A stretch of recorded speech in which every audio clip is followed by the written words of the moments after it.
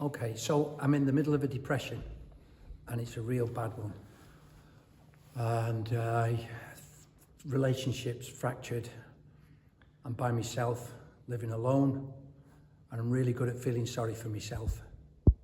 And it just keeps getting worse. And one of the girls said, come back to the Life Centre and do a bit of work there.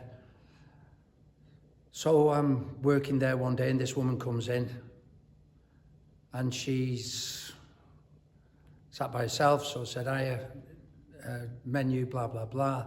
And she said, oh, I'm waiting for my sister. I said, okay. And she said, what are you doing here? So I said, I'm just doing a bit of volunteering because positive distraction helps with the depression. And I'm just an open book. So she said, I was just wondering if you were part of the church. I said, well, yeah, I go to the 11 o'clock, so you must go to the 9:30. She said, no, I used to be the old curate. I said, right. And then this woman joined who's dead quiet. I've been crying out to God selfishly for me.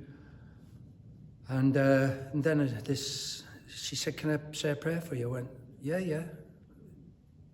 Big deal. Anyway, a sister, or this woman who was a sister in Christ said, can I say a prayer for her? I said, yeah, if you want. Now, my sister had come in, so she's witnessing this. And at the end of it, this woman said, can I put my hand on your head? I said, you can do what you like, love. Simple as that. So my sister's seeing me half prostrate over a table with this woman mumbling something with her hand on my head. And that was how shallow my faith was. So she put her hand on my head, and I said, thanks. And they said, God bless you. And I said, thanks for that. No big deal. So I'm doing a Macaulay Culkin, going back home alone. So I get in, and I've been decorating because my mate said, just decorate a little bit on the skirting boards and on the walls. It's not the finish, it's the journey, positive distraction. Now I'm not eating, and I've lost a lot of weight, and I'm feeling cold. I'm wearing thermals and everything because I'm not eating, and I'm not sleeping well. I'm also hooked on sleeping pills because I've been on it for a month, not 2 weeks, but I'm well and truly hooked on them now. I'm painting away, and I think, I'll paint a bit longer. And then I'm painting a bit longer and a bit longer.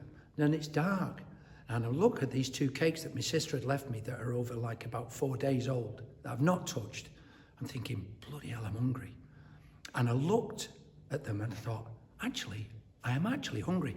And I had this curry for 2 that I'd managed to get 2 spoonfuls out the other night, the night before on the Sunday night. And I just about got it down me. The rest of it, I microwaved it, I slipped with the rice, and I had 3 lots, and I thought, well, I'll just have a third of that. I ended up eating the whole curry for 2, 3 lots of rice, and then he had 2 desserts. I'm thinking, I didn't say, I swore, I was that gobsmacked, and I went, what is going on, God? What is happening to me? And whatever is happening to me, oh my Lord, please let it continue. Please, Lord. I'm on my knees on the kitchen floor now. And for the first time, I got to bed without a sleeping tablet. And the next morning, I woke up, and you know what it's like. If any of you have been depressed, you're inert. You don't have much energy because you're not eating, because you're miserable. And as I say, really good at feeling sorry for myself. I got up and I went to the gym for the first time and did a boxercise class.